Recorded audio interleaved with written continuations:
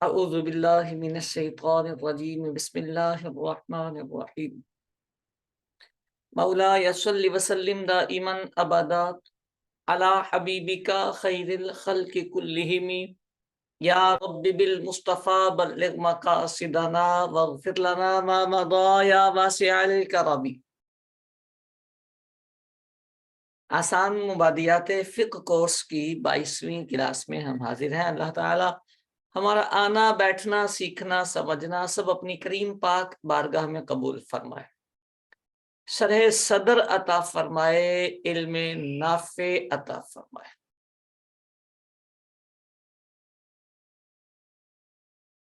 فقہ کے طالب العلم کو جن چیزوں سے آگاہ رہنا چاہیے، جو چیزیں اس کے لیے ضروری ہیں، جن کا استحضار ہونا چاہیے فقہ پڑھتے ہوئے، ان امور پر گفتگو کا سلسلہ چل رہا ہے اور بہت ساری چیزیں ہم نے اس میں سیکھیں سمجھیں۔ اللہ کریم ہمیں شرح صدر عطا فرمائے، علم نافع عطا فرمائے۔ ایک لفظ استعمال ہوتا ہے عموم بلوہ۔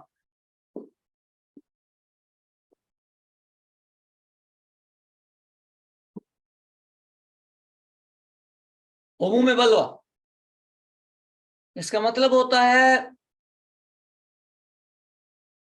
یہ کوئی ایسا مسئلہ ہے کہ جس میں عوام مبتلا ہو گئی ہے، اور اگر اس کو چھڑوایا جائے، عوام کو منع کیا جائے، تو بڑی تنگی اور حرج لازم آئے گا۔ تو طہارت کے باب میں، نجاستوں کے باب میں عموم بلوہ کا بہت اعتبار کیا جاتا ہے۔ تو طہارت اور نجاست کی طرح ہی حلت و حرمت میں بھی عموم بلوہ کا بہت اعتبار ہوتا ہے۔ امام اہل سنت فاضل بریلوی رحمۃ اللہ تعالی علیہ نے فتاوی رضویہ شریف میں کئی مقامات پر اس کی وضاحت فرمائی کہ یہ عموم بلوہ قطعیات میں بھی مؤثر ہوتا ہے، قطعیات میں بھی مؤثر ہوتا ہے۔ ایک مقام پہ ارشاد فرمایا کہ حتی فی موضع النص القطعی، ایک اور مقام پہ ارشاد فرمایا ولا یخفی علی خادم الفقہ، خادم فقہ پر یہ بات مخفی نہیں کہ ان ھذا کما ہوا جار فی باب الطہارات والنجاسات کذالک فی باب الحرمۃ والاباحہ، جس طرح عموم بلوہ طہارات اور نجاسات میں جاری ہوتا ہے، اسی طرح حرمت و اباحت میں بھی یہ جاری ہوتا ہے۔ عموم بلوہ اگرچہ اس کا تعین مفتی کی ہی ذمہ داری ہے، جس میں اجتہادانہ صلاحیتیں ہوں، وہی اس کی ضروریات کو طے کرتا ہے، ہر کسی کے بس کا روگ نہیں۔ لیکن یہ جب لفظ استعمال ہو، میں نے آپ نے تو مطالعہ کرنا ہوتا ہے، ہم نے عموم بلوہ نہیں چیک کرنے، ہم نے مسائل کو اپلائی نہیں کرنا ہوتا، ہم نے ریڈ کرنا ہوتا ہے۔ یعنی کتابوں میں کسی مقام پہ لکھا ہوگا کہ اس مسئلے میں عموم بلوہ کی وجہ سے یہ حکم آیا ہے، تو ہمارے ذہن میں عموم بلوہ کا کانسیپٹ کلیئر رہنا چاہیے۔ بہت سارے بچوں کو ایسا لگتا ہے کہ جب ہم فقہ پڑھتے ہیں تو ہم اس فقہ کا اجرا اپنے انداز میں ہر لفظ اور ہر اصطلاح کا اجرا کرتے چلے جائیں گے۔ نہیں، پڑھنا اور چیز ہے اور اس کو اجرا کرنا اور چیز ہے، اپلائی کرنا اور چیز ہے، دونوں کا فرق ہوتا ہے۔ پھر بعض طلبہ یہ بھی سوچتے ہیں کہ اپلائی نہیں کرنا آئے گا تو ہمیں کیا فائدہ؟ فائدہ ہوتا ہے۔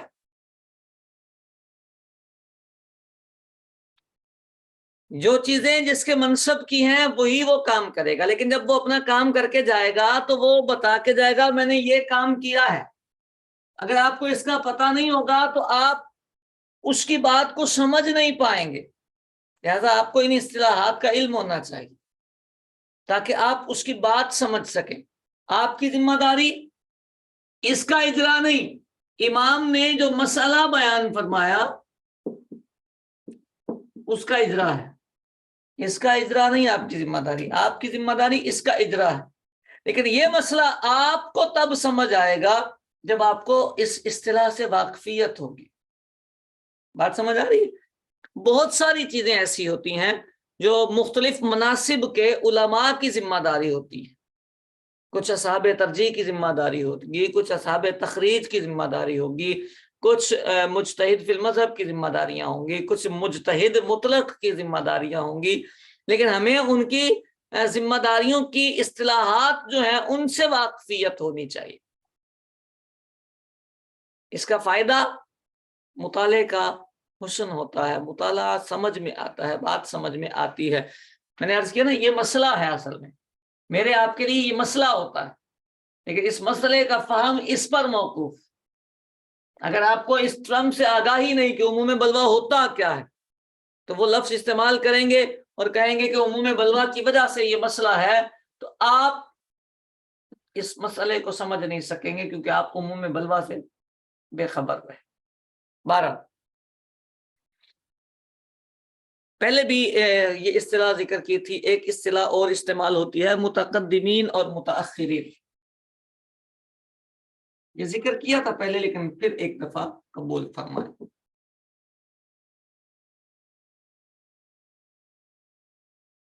متقدمین علماء فرماتے ہیں، متاخرین علماء فرماتے ہیں ابتدائی 300 سال کا جو زمانہ ہے، 3 صدیاں، یہ متقدمین کا زمانہ کہلاتا ہے، اور اس کے بعد متاخرین کا زمانہ شروع ہو جاتا ہے۔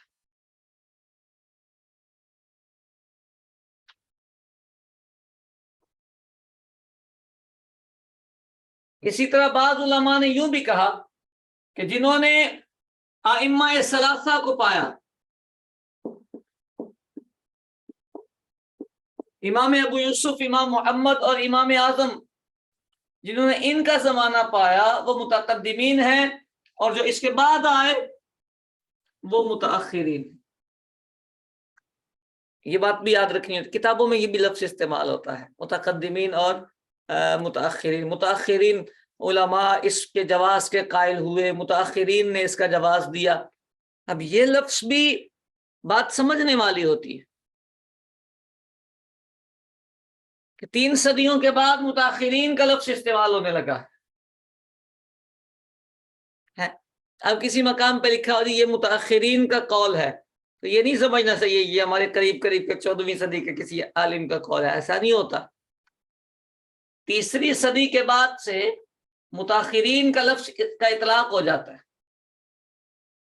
تو متاخر کے لفظ سے دھوکہ نہیں کھانا چاہیے۔ ہم سے بہت مقدم ہی رہیں گے وہ، لیکن اس کے لیے لفظ متاخرین ہی استعمال ہوگا۔ یہ یاد رکھنے کی باتیں ہوتی ہیں، کیونکہ اس کا بڑا عمل دخل ہوتا ہے۔ جو بد مذہب لوگ ہوتے ہیں وہ عام طور پہ اس طرح کے الفاظ سے دھوکہ دینے کی کوشش کرتے ہیں۔ وہ کہتے ہیں یہ تو متاخرین نے شروع کیا ہے۔ متاخرین کا یہ مطلب تھوڑا ہی کہ کل کے کسی بندے نے شروع کیا ہے، یہ جی بدعت ہے۔ یہ دیکھیں کتابوں میں لکھا ہے کہ متاخرین نے کہا، اور متاخرین 330ویں صدی کے بعد، 4تھی صدی سے متاخر، 3ری صدی ختم ہونے کے بعد سے 4تھی صدی جیسے ہی شروع ہوئی، متاخرین شروع ہو گئے، ان پر لفظ متاخرین کا اطلاق ہے۔ تو 4تھی صدی میں جو کام سٹارٹ ہوا آج تک چلتا ہوا آ رہا ہے، اور علماء اسلام کرتے ہوئے آ رہے ہیں، اس کا مطلب یہ کہ وہ اچھا عمل ہے جبھی تو کرتے ہوئے آ رہے ہیں۔ کبھی باطل بھی اتنا پکا ہوا ہے کہ وہ چلتا ہی چلا جائے۔ ٹھیک ہے، چلے متقدمین اور متاخرین کے بعد چند اسماء پہ گفتگو کرتے ہیں۔ کتابوں میں جب فقہ کی کتابوں میں، فقہ حنفی کی کتابوں میں جب مطلقاً لفظ حسن ذکر کیا جائے،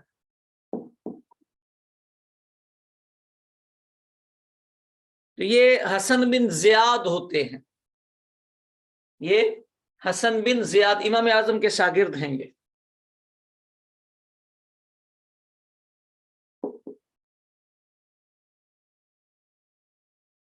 اچھا، اگر تفسیر کی کتابوں میں حسن کہا جائے تو یہ حسن بصری ہوتے ہیں.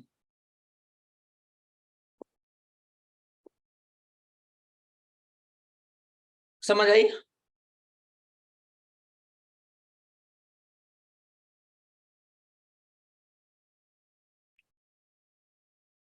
اسی طرح جب امام بولا جائے مطلقاً تو امام اعظم ابو حنیفہ ہوتے ہیں. صاحبین بولا جائے تو امام ابو یوسف اور امام محمد ہوتے ہیں. شیخین کہا جائے تو امام ابو یوسف اور امام اعظم ہوتے ہیں. طرفین کہا جائے تو امام اعظم اور امام محمد ہوتے ہیں. ثانی کہا جائے تو امام ابو یوسف ہوتے ہیں. اچھا، امام ربانی کہا جائے فقہ کی کتابوں میں تو امام محمد مراد ہوتے ہیں. ائمہ ثلاثہ کہا جائے، جیسے بھی میں نے اس میں متقدمین میں لکھا تھا، ائمہ ثلاثہ لکھا جائے تو امام ابو یوسف، امام محمد اور امام اعظم علیہ رحمہ ہوتے ہیں. اور اگر ائمہ اربعہ کہا جائے تو امام مالک، امام شافعی، امام احمد بن حنبل اور امام اعظم رحمۃ اللہ تعالی علیہ ہوتے ہیں. فقہ کی کتابوں میں جب لفظ استعمال کیا جائے شمس الائمہ،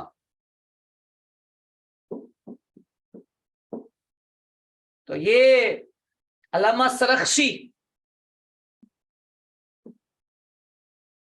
مراد ہوتے ہیں. مطلقاً جب خالی شمس الائمہ کہا جائے تو علامہ سرخسی مراد ہوتے ہیں. اگر کوئی اور عالم دین ہے تو پھر ان کے ساتھ ان کا نام ذکر کیا جاتا ہے یا نسبت ذکر کی جاتی ہے. یعنی جیسے شمس الائمہ حلوانی، شمس الائمہ بکر بن محمد، تو جو باقی ہوں گے ان کے ساتھ شمس الائمہ اگر لگے گا تو ان کی نسبت ساتھ ذکر کی جائے گی. لیکن اگر خالی شمس الائمہ ذکر کیا جائے تو امام سرخسی مراد ہوتے ہیں. سمجھ آئی؟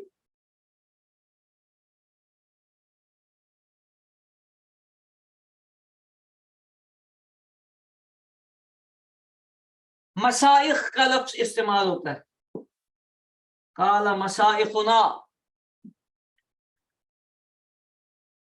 فقہ حنفی کی کتابوں میں جب لفظ مشائخ استعمال ہو تو اس سے مراد وہ ائمہ ہیں جنہوں نے امام اعظم کا زمانہ نہیں پایا. مشائخ جب استعمال کرتے ہیں تو امام اعظم کے زمانے کے بعد کے علماء. ٹھیک ہو گئے؟ چل،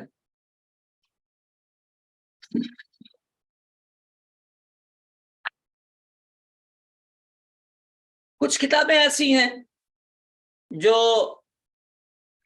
ناقابل اعتبار ہیں، معتمد علیہ نہیں ہیں، قابل فتویٰ نہیں ہیں. جیسے ایک کتاب ہے شرح مختصر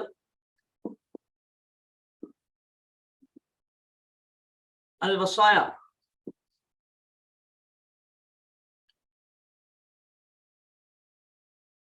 شمس الدین محمد بخارا کے مفتی، ان کی کتاب ہے، معتبر نہیں ہے.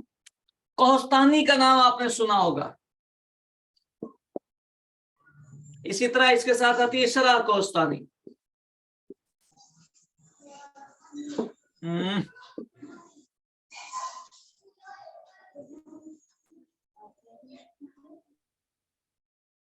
یہ بھی غیر معتمد ہے.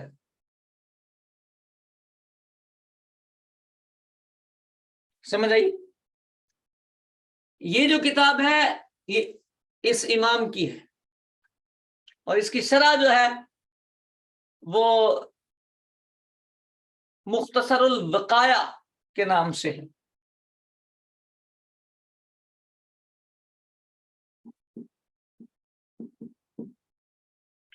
یہ والی شرح، یہ کتابیں غیر معتبر.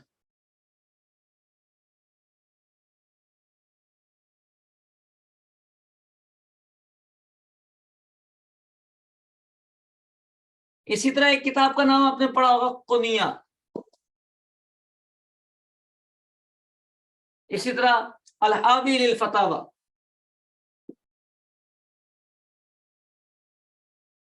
कुदूरी की एक शरह आती है मुज्तबा,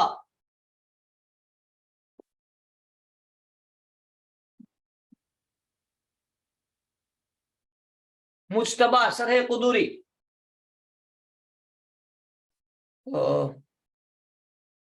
ये भी किताब में मोतबर नहीं। मजे की बात यह है, इस किताब का मुसन्निफ, इन किताबों का मुसन्निफ एक ही है, नजमुद्दीन मुख्तार बिन महमूद अज़्ज़ाहिदी, ज़ाहिदी के नाम से, मोतजिली है ये। तो ये रिवायात ज़ईफ़ा में बड़ा मशहूर है, इसीलिए नकल में गलतियां हैं, तो ये किताबें मुअतबर नहीं हैं।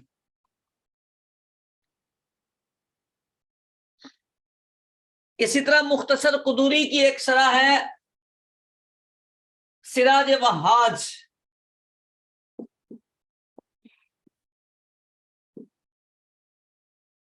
ये भी गैर मोतबर है। खुसूसन इस किताब को जब देखा जाएगा तो ये जब उसूलों से हटेंगे तो इस किताब को कबूल नहीं किया जाएगा। इसलिए इसके बारे में आम ये कह दिया जाता है कि अगर इसके तफर्रुदात हों, कोई ज़ाती तहकीकात आए, तो वो तो मुतलकन रद्द ही कर दी जाएंगी। समझ आई बात? क्या है? कल हमारी गुफ्तगू चलते चलते एक मकाम पे आई थी और आज मैंने उसको थोड़ा सा तब्दील किया। वो मकाम आया था उसूल फिक्र का, बलागत का। मैंने कहा था उसूल फिक्र और बलागत के उन्वान से, इस्तिलाहात से वाकिफ होना ये फ़क़ीह के लिए बड़ा ज़रूरी है। तो उसूल फिक्र है, बलागत है और मंतिक भी है। इन इस्तिलाहात से वाकिफ होना ये ज़रूरी है फ़क़ीह पर। अगर फ़क़ीह इनसे वाकिफ नहीं होता तो गलती करे, और राज के गलती करेगा। वजह,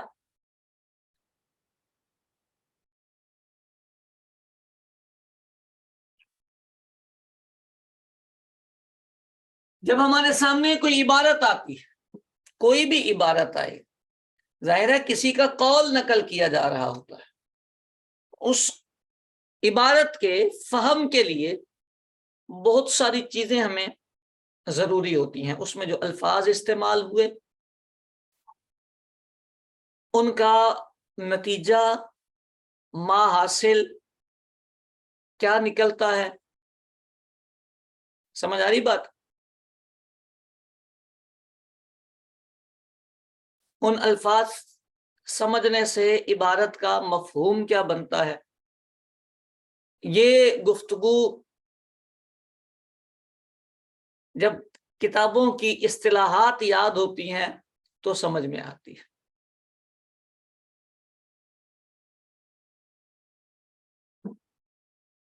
उसूल फिक्र का उन्वान जरूरी है इसलिए कि आप तावीलात, तफसीरात, कतईयात, ज़न्नियात से आगाह रहें। कहीं भी कोई इबारत आएगी, कोई भी इबारत आए, उसूल फिक्र का इजरा सिर्फ किताबुल्लाह में नहीं होता। तरतीब जब कायम की जाती है, असबाब पढ़ाए जाते हैं, तो वो किताबुल्लाह की आभास में ये बहसें जिक्र करते हैं, आम खास मुश्तरक मुअव्वल, हकीकत मजाज सरी किनाया, ये आभास किताबुल्लाह के तहत लाते हैं। लेकिन इन आभास का ताल्लुक हर इबारत से बनता है, किताबुल्लाह से भी बनता है, हदीस पाक से भी बनता है, अक़वाले आइम्मा से भी बनता है, अक़वाले आइम्मा से भी बनता है। समझ आ रही बात? यानी जिस कौल पर आप गुफ्तगू करना चाहते हैं, जिस इबारत पर आप गुफ्तगू करना चाहते हैं, जिस इबारत को समझना चाहते हैं, उस इबारत की इस्तिलाह के एतबार से, हैसियत से आप आगाह होंगे। यानी ये जितनी इस्तिलाहात आ रही होती हैं वो बाएतिबारे دلالت ہوتی ہیں، یعنی الفاظ اپنے معنی پر دلالت کر رہے ہیں کہ نہیں کر رہے، ظاہر ہے کہ خفی ہے، اس میں وضاحت ہے یا اجمال ہے۔ مجھے امید ہے میں اب بات آپ کو سمجھانے میں کامیاب ہو رہا ہوں۔ یہ ایک غلط فہمی ہوتی ہے ہمارے بچوں میں، وہ یہ سمجھتے ہیں صرف قرآن پاک میں یہ اصطلاحیں استعمال ہوتی ہیں۔ ایسا میں آپ کو ایک مثال دیتا ہوں، شاید میں نے کل دی، دوبارہ لے لیں۔ یہ بات کی تھی میں نے امام کہ کسی نے مجھ سے بحث کی ہے کہ بریلوی جو ہیں نبی پاک علیہ السلام کی بشریت کے منکر ہیں، کی تھی بات؟ تو وہ کہنے لگے کہ بریلوی نبی پاک علیہ السلام کی بشریت کے منکر ہے، تو اس پہ بات کی جائے۔ تو میں نے انہیں کہا کہ ٹھیک ہے، ہم بات کریں گے، لیکن آپ انکار پر جو دلیل دیں گے وہ نص کی دیں گے، عبارات کا ظاہر نہیں پیش کریں گے، کیونکہ ہمارے پاس نصوص موجود ہیں کہ بشریت کا انکار کفر ہے۔ ہم نص اپنے پاس رکھتے ہیں کہ بشریت کا انکار کفر ہے، اور کسی عبارت میں دو صورتیں آ جائیں، ایک ظاہر آئے ایک نص ہو، ظاہر چھوڑ دیا جاتا ہے، نص پر عمل کیا جاتا ہے، ظاہر کو نص کے مطابق سمجھا جاتا ہے۔ سمجھ آ رہی بات؟ یہ مفتی احمد یار خان نعیمی رحمۃ اللہ تعالی علیہ کی کچھ عبارات اس نے مجھے بھیجی، تو اس کو پھر میں نے یہ سمجھایا، فقہ کی کتابوں میں بھی، عام اردو میں بھی، عربی کتابوں میں بھی ان چیزوں کا اعتبار رہے گا۔ کس نے کون سا لفظ استعمال کیا ہے، وہ لفظ کس حیثیت کا ہے، یہ اصول فقہ کی ابحاث ذہن میں رہنی چاہیے، نقش ہونی چاہیے۔ ایک بندہ آیا تو وہ کہنے لگا کہ یہ جو جن علماء پر اعلیٰ حضرت فاضل بریلی رحمۃ اللہ تعالی علیہ نے حکم کفر لگایا ہے، تو ان کی عبارات میں تعویلات آپ قبول نہیں کرتے، انہوں نے تعویلات کی تو آپ قبول نہیں کرتے۔ تو میں نے کہا ہو نہیں سکتی تعویلات۔ کہنے لگا کہ بخاری شریف کی فلانی فلانی حدیث ہے، اس نے حدیثیں مجھے کچھ بھیج دی اور کہا کہ دیکھیں ان حدیثوں میں بے ادبی ہے نبی پاک کی۔ میں نے کہا اس کا یہ مطلب ہے ان میں تعویلات ہوتی ہیں۔ کہنے لگا کہ یہ کیا بات ہوگی، ان کی عبارتوں میں آپ تعویلات نہیں کرتے اور بخاری کی روایات میں آپ تعویلات کرتے ہیں۔ میں نے اس کو کہا دونوں میں فرق ہے، فرق یہ ہے کہ ان کی عبارتیں جن پر حکم کفر لگا ان کی عبارتیں صریح ہیں، اور یہ جو احادیث طیبات ہیں یہ غیر صریح ہیں، دونوں میں فرق ہوتا ہے۔ یہ والی جو عبارات ہوتی ہیں یہ ناقابل تعویل ہوتی ہیں، ان کی تعویل نہیں ہو سکتی۔ ان عبارات کی تعویلات ہوتی ہیں کسی کی بھی ہو۔ اب دیکھیں اس بچے کے ذہن میں جو خرابی تھی وہ کیا تھا، کہاں جا کے وہ اٹکا ہوا تھا، وہ کہنے لگا جی بخاری کی حدیث، صحیح حدیث بھی غیر صریح ہوتی ہے۔ میں نے کہا صحیح حدیث کیا، متواترات بھی غیر صریح ہوتے ہیں۔ جب ہم فقہ کے طالب العلم ہیں تو ہمیں اتنا سرے صدر ہونا چاہیے کہ ہم ثبوت پر کب بات کر رہے ہیں اور دلالت پر کب بات کر رہے ہیں، ثبوت پر کب بات کرنی ہے ہم نے اور دلالت پر کب بات کرنی ہے ہم نے، یہ فرق ہمارے پیش نظر رہنا چاہیے۔ سمجھ آ رہی بات؟ اگر ہم ان فرقوں کو اپنے پیش نظر نہیں رکھتے تو خرابیاں ہو جاتی ہیں۔ اب عام بندہ جو ہے، سادہ جو عام عوام میں سے ہے، وہ کہتا ہے قرآن پاک سارا ہی ماشاءاللہ اس میں کچھ غلط نہیں ہوتا، اور ساری کچھ قطعی طور پر حق سچ ہے، کچھ غلط نہیں ہوتا یہ بھی ٹھیک ہے، حق سچ ہے یہ بھی ٹھیک ہے، لیکن سب کچھ قطعی ہے یہ جملہ ٹھیک نہیں ہے۔ قطعی الثبوت ہے، قطعی الدلالت نہیں ہے۔ تو میں نے پھر اس کو لفظ قروء کی مثال دی جو آپ نے اصول فقہ میں پڑھا ہوا۔ سمجھانے کا مطلب یہ ہے اصول فقہ کی اصطلاحات یاد کرنا بے انتہا ضروری ہے، از حد ضروری ہے۔ اگر آپ اصول فقہ کی یہ اصطلاحات نہیں سمجھتے، آپ ان سے بے خبر رہیں گے تو مسائل ہو جائیں گے۔ جہاں بیانات کا باب آتا ہے اصول فقہ میں، تو بیان تقریر آتا ہے، بیان تفسیر آتا ہے، اس کے ساتھ لکھا ہوتا ہے یہ متصلاً اور منفصلاً دونوں طرح جائز ہے۔ ایک بندے نے ایک بات کی تو اس کی وضاحت کے طور پر یا تقریر کے طور پر اس میں کچھ اضافہ کرنا چاہتا ہے تو وہ متصلاً بھی کر سکتا ہے، منفصلاً بھی کر سکتا ہے۔ اس کے آگے جا کے کہا بیان تغییر، اس میں کہا یہ متصلاً ہی کر سکتا ہے، منفصلاً نہیں کر سکتا۔ بیان تغییر جو ہے یہ منفصلاً نہیں ہو سکتا، وجہ ہوگی کوئی۔ اب عبارات کو آپس میں جوڑنا، لنک قائم کرنا، سمجھ آ رہی بات؟ اپنی عبارت کا تعلق کسی سے جوڑنا جب آپ بیان تغییر والی کیفیت پیدا کرنا چاہتے ہیں۔ اب یہ اصطلاحات سے بندہ واقف ہو تو سمجھ میں آتا ہے۔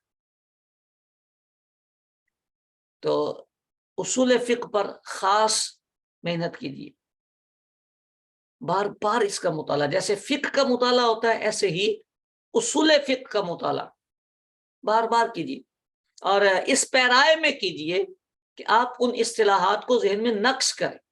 آپ نے نقش ہی کرنا ہوتا ہے۔ فقہ پڑھتے ہوئے عبارات آپ کے سامنے آتی ہیں تو ان عبارات کو آپ نے حل کرنا ہوتا ہے۔ دیکھیے میں پھر عرض کروں، فقہ میں کیا ہوتا ہے، مسائل نقل کیے جا رہے ہوتے ہیں، فلاں امام نے یہ ارشاد فرمایا۔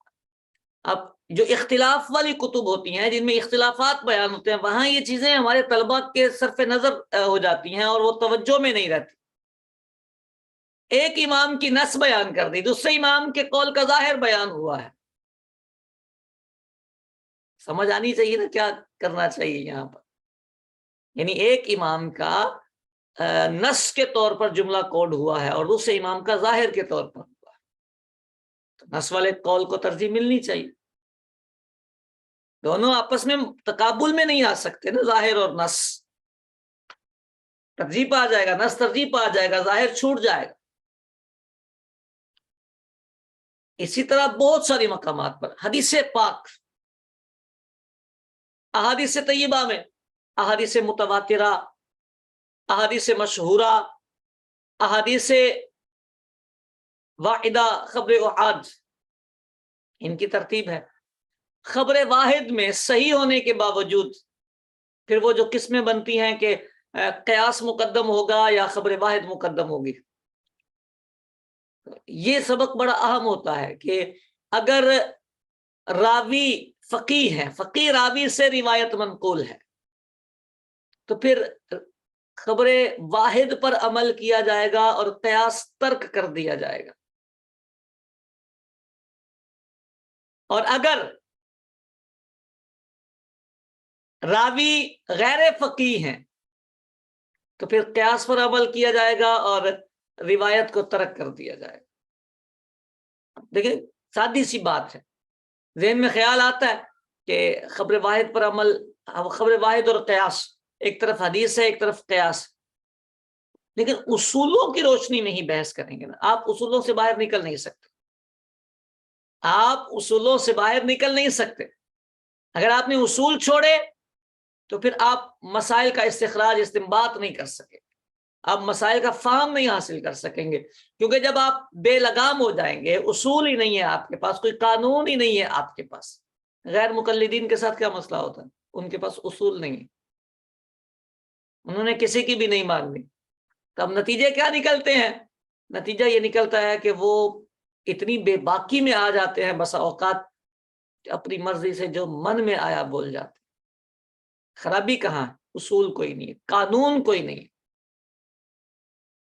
قانون کوئی نہیں، قاعدے کے مطابق۔ یہ جو اصول فقہ ہوتے ہیں یہ انتہائی اہم، اسی طرح بلاغت کے جو چیپٹرز ہیں یہ بہت ضروری ہوتے ہیں، فہم عبارت میں ان کا بڑا کردار ہوتا ہے۔ اسی طرح منطق کی اصطلاحات یہ بڑی ضروری ہوتی ہے، تو منطق کی اصطلاحات بھی ذہن میں رہنی چاہیے۔ بعض بچے ان کو چھوڑ دیتے ہیں کیونکہ ایک ذہنی خرابی ہے ہماری تدریس کا، یہ ایک چھوٹا سا گیپ ہے کہ ہمارے ہاں یہ سمجھا جاتا ہے ہم منطق پڑھ رہے ہیں تو اس کا خارج میں اجرا کر کے دکھائیں، اپلائی کر کے دکھائیں۔ کچھ چیزیں اپلائی کرنے کے لیے نہیں ہوتی، سمجھنے کے لیے ہوتی، وہ کچھ اور مفہوم کلیئر کروا رہی ہوتی ہے، اصل مسئلہ تک پہنچا رہی ہوتی۔ تو ان چیزوں کا یاد ہونا، حفظ ہونا، ذہن میں استحضار ہونا، یہ ضروری ہوتا ہے۔ علم غیب پر بات ہوئی تو میں نے ان سے کہا ہمارا اہل سنت و جماعت کا موقف یہ ہے، یہ فقہی کتابوں میں بھی عبارات آئے، ہمارا موقف یہ ہے کہ مطلقاً علم غیب،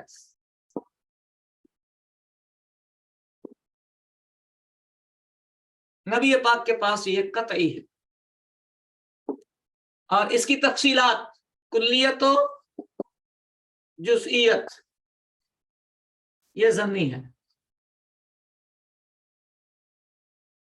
اب آپ نے توجہ رکھنی ہے، تھوڑی سی آپ کو بات سمجھ آئے گی کہ یہ میں نے ایک عبارت کوٹ کی ہے، یہ میں نے ایک عبارت کوٹ کی،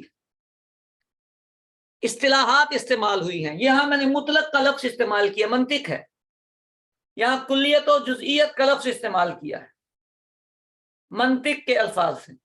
اگر آپ کو الفاظ سے بے خبری ہے آپ الجھ جائیں گے۔ یہ ایک عبارت تھی، یہ ایک عبارت ہے، حل کرنا مقصد مطلوب ہے، اسے حل نہیں کیا جائے گا تو سامنے والا کبھی بھی اس کا مطلب نہیں سمجھے گا۔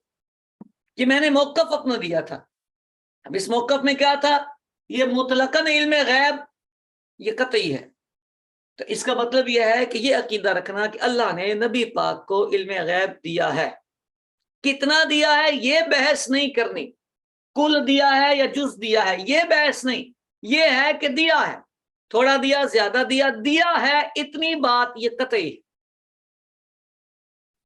ٹھیک ہو، اتنی بات قطعی ہے۔ پھر کلیت اور جزئیت ضمنی ہے، یہ تفصیل ہے۔ تو آپ کو پتا ہے جو سامنے مناظر تھا وہ کیا کہنے لگا، وہ کہنے لگا جب مطلق ذکر کیا جاتا ہے تو اس کا فرد کامل مراد ہوتا ہے، تو اس میں کلیت والا جو فرد ہے وہ کامل ہوگا۔ تو اب اس نے غلطی کی، اس نے غلطی کی، میں نے علم غیب مطلقہ نہیں کہا تھا، میں نے مطلقاً علم غیب کہا تھا۔ جب مطلقاً علم غیب کہا جاتا ہے تو اس کا مطلب ہوتا ہے کہ یہ جو لفظ استعمال ہوا ہے اصول الشاشی کی بحث میں لکھا ہوا ہے کہ مطلق کا حکم یہ ہوتا ہے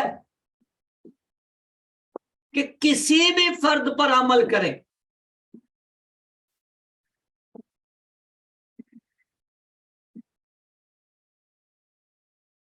تو عمل درست ہو جاتا ہے۔ مسائل سر کی جہاں مس راس کا مسئلہ لکھا ہے مطلق کی بحث میں اعتراض بنا کے یہی لکھا ہوا ہے کہ مطلق میں کسی بھی ایک فرد پر جب عمل ہو جائے، مطلق کے کوئی ایک فرد بھی پایا جائے تو مطلق پورا ہو جاتا ہے، اس کا عمل مکمل مانا جاتا ہے۔ تو جب علم غیب کو ہم نے مطلقاً کہا ہے اس کا مطلب یہ ہوگا کہ غیب کا کوئی بھی ایک فرد اگر نبی پاک کے لیے ثابت ہو جائے تو بات پوری ہو جائے گی، ایک فرد کوئی بھی ثابت ہو جائے، کلیت و جزئیت کی تفصیل ہے۔ سمجھ آئی بات؟ اس کو ایک اور طریقے سے بھی سمجھتے ہیں، منطق بھی سمجھاتی ہے۔ وہ کیا ہوتا ہے، ایک لفظ استعمال ہوتا ہے سہ بلا شرط سہ، یہ اردو کے لفظ ہیں لیکن سمجھنا پڑتا ہے۔ سہ بلا شرط سہ یعنی کسی شے کو آپ نے بلا کسی قید کے ذکر کیا ہے۔ یہ علم غیب جب مطلقاً کہا تو اس میں کل اور جز کی قید نہیں لگائی ہم نے، کل ہے یا جز ہے یہ بحث ہم نہیں کرنا چاہتے، یہ ہے شے بلا شرط شے۔ بلا شرط ہم نے سہ کوڈ کیا، نقل کی. دوسرا لفظ ہوتا ہے سہ بشرط سہ. اس کا مطلب ہوتا ہے ہم نے کسی شے کو ذکر کیا ہے تو اس میں کسی شے کے ہونے کی شرط بھی لگائی ہے. جیسے علم غیب کلی،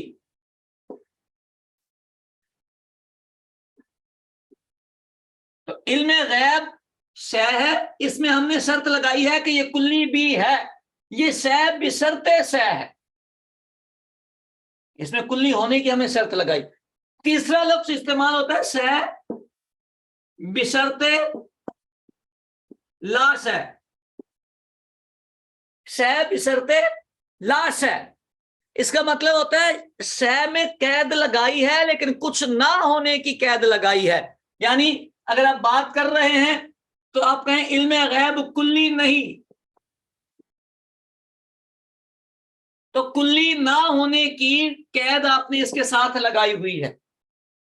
کلی نہ ہونے کی قید آپ نے اس کے ساتھ لگائی ہوئی ہے. تو یہ تین لفظ ہوتے ہیں. جب اس نے مجھے کہا نا کہ فرد کامل مراد ہوتا ہے تو میں نے اسے کہا تھا کہ مولانا آپ تو مناظر ہیں، آپ شے بلا شرط شے کو شے بشرط شے کے زمرے میں کب سے لانے لگے؟ جب ہم بلا شرط شے کہہ رہے ہیں تو اس کی بحث آئے گی.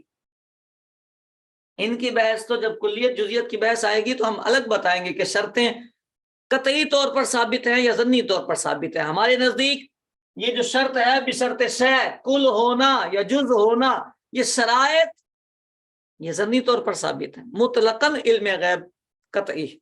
اب یہ گفتگو کیوں آتی ہے؟ جب انسان کے ذہن میں عبارات کے حل کرنے کے لیے اصولوں کا استحضار ہوتا ہے، تو فقہ پڑھتے ہوئے ان عناوین پہ خاص توجہ رکھنی ہوتی ہے. ویسے فقہ کی کتابوں کو بھی اگر مطلب طلب کی نظر سے مطالعہ کیا جائے، اب ہمارے ہاں یہ بھی ایک کمی ہے کہ ہم مطالعہ کرتے ہیں خالی مطالعے کے لیے، مطالعہ زیارت کرنے کے لیے. طلب علم کے لیے جب ہم مطالعہ کرتے ہیں اور ہم اس کو سمجھنے کی کوشش کرتے ہیں تو یہ ساری چیزیں تقریباً فقہ کی کتابوں میں بھی ہماری سولو کر دی جاتی ہیں. ہمیں الگ سے اصول فقہ یا منطق یا بلاغت نہیں اٹھانی پڑتی. لیکن مسئلہ یہ ہوتا ہے کہ مبادیات مختلف فنون کی اگر کلیئر ہوں تو یہ چیزیں حل ہو جاتی ہیں. آئیے دوبارہ ذرا عبارت کلاس جوائن کیجیے.